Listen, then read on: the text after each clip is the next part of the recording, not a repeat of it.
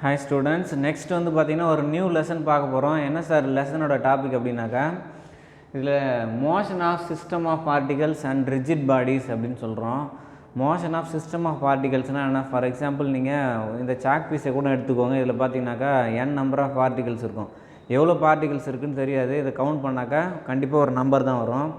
இதை வந்து நம்ம என்னென்னு சொல்லுவோம்னா ஒரு பாடி அப்படின்னு சொல்லலாம். இது தனித்தனியாக எடுத்திங்கனாக்கா தனித்தனி பொருட்களாக மாறிடும். ஓகேவா? இதே மாதிரி தான் எந்த பொருள் எடுத்துக்கிட்டாலும் all object are made up of small particles, சின்ன சின்ன பார்ட்டிகளால் ஆனது. இல்லை all particles made up of atoms அப்படின்னு சொல்லுவாங்க கெமிஸ்ட்ரியில். அப்போ எல்லாமே ஒன்று தான். அதனால் என்ன ஆகுதுன்னா எல்லாமே சேர்ந்து ஒரு ஒரு சிஸ்டமாக இங்கே ஆக்ட் ஆகுது. ஓகேவா? It has some property. ஒன்றுத்துக்கு பார்த்திங்கன்னா ஒரு சிஸ்டத்துக்கும் ஒரு மாதிரியான பண்புகள் இருக்கும். ரைட்டு. இப்போ இங்கே இந்த லெசனில் என்ன சார் செய்ய போகிறோம் அப்படின்னாக்கா, அந்த பொருட்கள் வந்து மூவ் ஆகி போக போகுது. ஓகேவா? அந்த பொருளை நம்ம சாதாரண ஒரு பொருளாக மட்டும் பார்க்காம தனித்தனியாக பார்ட்டிகளோட காம்பினேஷனாக பார்த்துட்டு தனித்தனியாக ஒன்றுத்துக்கும் ஒரு மாதிரியான ப்ராப்பர்ட்டிஸ் இருக்கும். எல்லாத்தையும் ஒன்றா சேர்த்துட்டு அப்புறம் அந்த மொத்த பொருளுக்கு என்ன மாதிரியான ப்ராப்பர்ட்டி அப்படின்னு சொல்லி நம்ம படிக்க போகிறோம். ஓகேவா? நெக்ஸ்ட் இதில் ஒரு வேர்டு கொடுத்துருக்காங்க, ரிஜிட் பாடிஸ் அப்படின்றாங்க. ரிஜிட் பாடிஸ்னால் என்னென்னு கேட்டிங்கனாக்கா, ஒரு ஆப்ஜெக்ட்டு, இப்போ உதாரணத்துக்கு ரிஜிட் பாடினா என்னென்னு சொன்னால் உங்களுக்கு புரியும். நான் ஒரு சாதாரண ஒரு 2 பொருள் எடுத்துருக்கேன்னு வச்சுக்கோங்களேன். ஒன்று வந்து பார்த்திங்கனாக்கா பிளாஸ்டிக் பால், இன்னொன்று வந்து பார்த்திங்கனாக்கா ஒரு அயன் பால் எடுத்திருக்கேன்.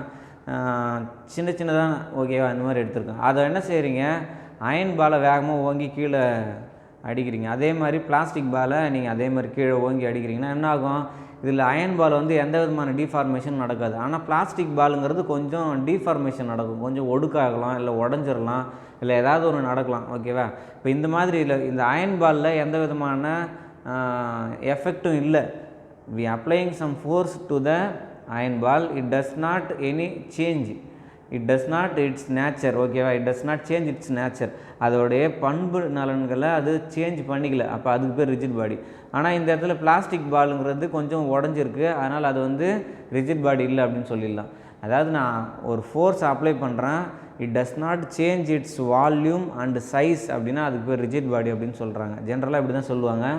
நெக்ஸ்ட் இந்த லெசனில் இன்ட்ரொடக்ஷன் கொடுத்துருக்காங்க. என்னென்னு பார்க்கலாம். ஃபஸ்ட்டு வந்து பார்த்திங்கனாக்கா, the bodies are made up of large number of particles. அப்போ கெமிஸ்ட்ரியில் ஏதாவது ஒரு பொருள்னு எடுத்துக்கிட்டாலே ஆல் ஆப்ஜெக்ட்னு சொல்ல மாட்டாங்க,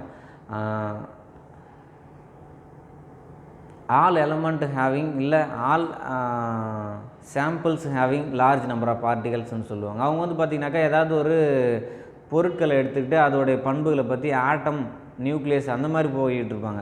நம்ம இங்கே என்ன சொல்கிறோன்னாக்கா பார்ட்டிகல்ஸ் அப்படின்னு எடுத்துக்கிறோம், சிஸ்டம் ஆஃப் பார்ட்டிகல்ஸ் அப்படின்னு எடுப்போம். ஓகேவா? The bodies are made up of large number of particles. The force acting on these bulk bodies are classified into internal and external forces. கண்டிப்பாக ஒரு பொருள்னு எடுத்துக்கிட்டாலே அதில் 2 விதமான ஃபோர்ஸஸ் ஆக்ட் ஆகும். நான் ஏற்கனவே உங்களுக்கு இதை பற்றி சொல்லியிருக்கேன், இன்டர்னல் ஃபோர்ஸ் எக்ஸ்டர்னல் ஃபோர்ஸ்னால் என்ன அப்படின்னு. அதாவது இப்போ ஒரு கண்டெய்னர் இருக்குன்னு வச்சுக்கோங்களேன். ஒரு சாதாரணமாக ஒரு கேஸ் கண்டெய்னர் இருக்குன்னு வச்சுக்கோங்க. ஒரு சிலிண்டர் இருக்குது. ஓகே, அந்த சிலிண்டரை நான் ஹீட் பண்ணுறேன். ஹீட் பண்ணும்போது பார்த்திங்கனாக்கா அதில் நம்பர் ஆஃப் பார்ட்டிகல்ஸோடைய அதில் இருக்கிற நம்பர் ஆஃப் பார்ட்டிகல்ஸ் வந்து சேஞ்ச் ஆகலாம், இல்லைனாக்கா அதோடைய எனர்ஜி சேஞ்ச் ஆகலாம். அப்படி இல்லைனாக்கா அது வந்து பார்த்திங்கனாக்கா ஹீட் பண்ணும்போது கண்டிப்பாக அதோடைய எனர்ஜி சேஞ்ச் ஆகும். உள்ளார எனர்ஜி மட்டும்தான் சேஞ்ச் ஆகும், இன்டர்னல் எனர்ஜி மட்டும்தான் சேஞ்ச் ஆகும். But the object does not move. அந்த சிலிண்டர் வந்து ஒரு இடத்துலேருந்து இன்னொரு இடத்துக்கு மூவ் ஆகாது. ஓகேவா? அப்போ internal energy only changes, but external energy does not change. ஓகேவா? அப்போ இன்டர்னல் ஃபோர்ஸ்னு ஒன்று இருக்குது, எக்ஸ்டர்னல் ஃபோர்ஸ்னு ஒன்று இருக்குது. ஓகேவா? எக்ஸ்டர்னல் ஃபோர்ஸ்னால் என்னென்னா, அந்த சிலிண்டரே நான் வேகமாக தள்ளி விட்றேன், அது நகர்ந்து கொஞ்சம் தூரம் போகுது அப்படின்னாக்கா அது பேர் எக்ஸ்டர்னல் ஃபோர்ஸ். உள்ளே இருக்கிற ஆட்டம்ஸ் அண்ட் மாலிகுல்ஸ் அங்கங்கே நகர்ந்து ஓடி வந்துருச்சுன்னா அதுக்கு பேர் இன்டர்னல் ஃபோர்ஸ் அப்படின்னு சொல்கிறோம். ஓகேவா? அப்போ இன்டர்னல் அண்ட் எக்ஸ்டர்னல் ஃபோர்ஸ் அப்படின்னு நம்ம 2ஆக பிரிக்கிறோம். அடுத்தது பார்ட்டிகல்ஸ் அப்படின்னு சொல்கிறோம். இன்னொன்று வந்து பார்த்திங்கனாக்கா, in this unit we deal with such system of particles which make different rigid bodies அப்படின்றாங்க. அப்போ இந்த லெசன் ஃபுல்லாகவே இந்த சிஸ்டம் ஆஃப் பார்ட்டிகல்ஸை இல்லை அந்த பாடிஸ் எல்லாத்தையும் நம்ம என்னவா யூஸ் பண்ண போகிறோம், என்னவா கன்சிடர் பண்ண போகிறோம், ரிஜிட் பாடியாக கன்சிடர் பண்ணிவிட்டு ஒர்க் பண்ண போகிறோம். Next what is rigid body, what is exact definition for rigid body அப்படின்னு கேட்டிங்கன்னா, a rigid body is one which maintains its definite and fixed shape. ஓகேவா? It maintains its definite and fixed shape when even when external force act on it. வெளிப்புறத்திலிருந்து ஒரு விசையை நம்ம செயல்படுத்தினாலும் அதோடைய தன்னுடைய original position original shape வந்து change பண்ணிக்காது, original ஷேப்லேயே தான் தொடர்ச்சியாக இருக்கும் அப்படின்ற பொருட்கள்லாம் பேர் என்னது, ரிஜிட் பாடிஸ் அப்படின்னு சொல்கிறாங்க. ஓகேவா. நெக்ஸ்ட் வந்து பார்த்தீங்கன்னாக்கா அப்போ இதிலேருந்து நம்ம என்ன புரிஞ்சிக்கலாம் சார் அப்படின்னா, inter atomic distance does not change.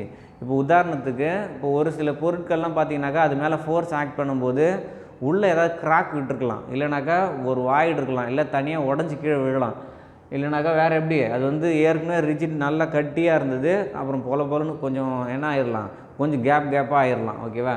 இந்த மாதிரிலாம் நடக்காமல் inter atomic distance does not change அப்படின்றாங்க. கண்டிப்பாக ஒரு ஆட்டத்துக்கும் இன்னொரு ஆட்டத்துக்கும் இடையில் இருக்கிற டிஸ்டன்ஸு சேஞ்ச் ஆகாது. Next we have bodies which are not ideally rigid. இப்போ நம்ம இயற்கையில் இருக்கிற நம்ம யூஸ் பண்ணுற எல்லா பொருளுமே பார்த்தீங்கன்னாக்கா இட் டசன்ட் ஐடியலி ரிஜிட், ஃபுல்லாக ரிஜிடாக இருக்கவே முடியாது. இப்போ நான் அவங்க கையில் எடுத்துகிட்டு வந்து ஒரு அயன் பால் கொடுக்குறேன், அந்த அயன் பால் வந்து ரிஜிட் பாடி அப்படின்னு நான் சொல்கிறேன். சொன்ன உடனே இது எங்கே சார் ரிஜிட் பாடியே கிடையாது, இங்கே பாருங்கள் நான் உடச்சிட்டேன், நான் அதை வந்து ஷேப்பு சேஞ்ச் பண்ணிட்டேன் அப்படின்னு சொல்லக்கூடாது. சாதாரணமாக ஒரு ஃபோர்ஸ் ஆக்ட் பண்ணாக்கா அதில் எந்த விதமான சேஞ்சஸ் இல்லைன்னா அது ரிஜிட் பாடின்னு நம்ம எடுத்துக்கலாம்.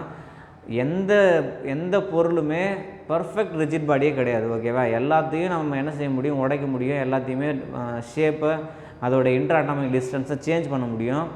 ஆனால் ஒரு சாதாரண ஃபோர்ஸு ஒரு ஹியூமன் பீயிங்கால் சிம்பிளாக அப்ளை பண்ணுற ஃபோர்ஸ்னால இட் டசன்ட் டிஃபார்மேஷன் அப்படின்னாக்கா it is called rigid body அப்படின்றாங்க. ஓகேவா. வி அஸ்யூம் தட்டு சச் டிஃபார்மேஷன் ஆர் நெக்லிஜிபிள். நான் வந்து அந்த அயன் பால் மேலே ஒரு ஹேமர் வச்சு உடச்சும் அது வந்து ஷேப் வந்து ரொம்ப சேஞ்ச் பண்ணிக்கல, சும்மா கொஞ்சம் தான் சேஞ்ச் பண்ணிட்டேன் அப்படின்னா அது நெக்லிஜிபிள், அதை விட்டுடலாம்.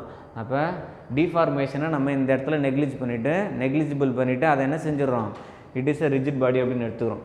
அதுக்கு அடுத்தது பார்த்திங்கனாக்கா ஒரு ஆப்ஜெக்டை நம்ம என்னவா கன்சிடர் பண்ணலான்னு கேட்டிங்கனாக்கா சென்டர் ஆஃப் மாஸ் அப்படின்னு ஒரு கான்செப்டில் கன்சிடர் பண்ணுறோம். சென்டர் ஆஃப் மாஸ்னால் என்ன சார் அப்படின்னாக்கா நிறை மையம் அப்படின்னு சொல்கிறோம். ஓகேவா.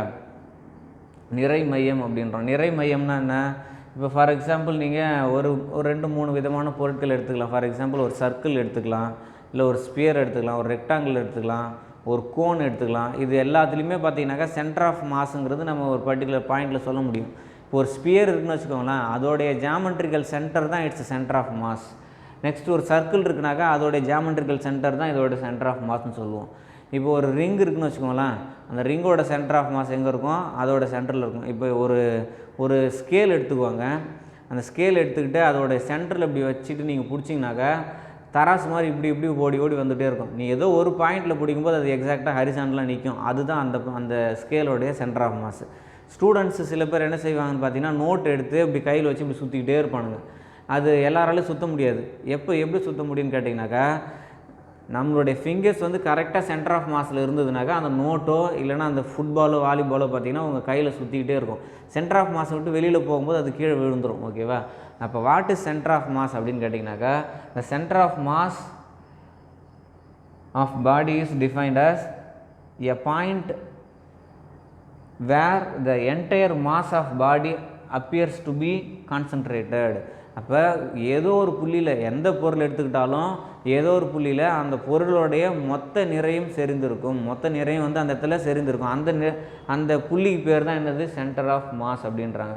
For example circle and sphere its geometric centres. ஓகேவா. இதுதான் அதோடைய சென்டர் ஆஃப் மாஸ் அப்படின்றாங்க. இதேமாதிரி எல்லா பொருளுக்குமே ரெக்டாங்கிள் எடுத்துக்கிட்டிங்கனாக்கா அதுக்கும் சென்டர் பார்க்கணும், ஸ்கொயர் எடுத்துக்கிட்டிங்கன்னா அதுக்கும் சென்டர் பார்க்கணும். அதே மாதிரி இப்போ ஒரு இர்ரெகுலர் ஷேப்ஸ் இருக்குன்னு வச்சுக்கோங்களேன், அதோட சென்டர் ஆஃப் மாஸ் நம்ம கண்டுபிடிக்கிறதுக்கும் ஃபார்முலாஸ் இருக்குது. ஓகேவா. அதெல்லாம் நம்ம நெக்ஸ்ட் செஷனில் பார்க்கலாம். இப்போ இந்த வீடியோவில் நம்ம என்ன பார்த்துருக்கோம், what is the introduction of the lesson 5 அப்படின்னு பார்த்தோம். நெக்ஸ்ட்டு பார்ட்டிகல்ஸ்னால் என்ன, சிஸ்டம் ஆஃப் பார்ட்டிகல்ஸ்னால் என்ன, இன்டர்னல் ஃபோர்ஸ்னால் என்ன, எக்ஸ்டர்னல் ஃபோர்ஸ்னால் என்ன, நெக்ஸ்ட் வந்து பார்த்திங்கனாக்கா ரிஜிட் பாடிஸ்னால் என்ன, அடுத்தது ரிஜிட் பாடியில் எந்த மாதிரியான டிஃபார்மேஷன் நடக்குது, டிஃபார்மேஷனை நம்ம நெக்லிஜிபிள் பண்ணுறோம்.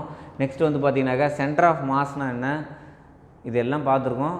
இது இன்ட்ரொடக்ஷன். இதுலேருந்து கொஸ்டின் வரலனாலும் இந்த லெசன் ஃபுல்லாக நீங்கள் படிக்கிறதுக்கு இதுதான் பேஸு, அதனால் அதை புரிஞ்சுக்கோங்க. இந்த வீடியோ திரும்ப திரும்ப பாருங்கள். ஏதாவது டவுட்னாக்கா கேளுங்க. Okay, thank you.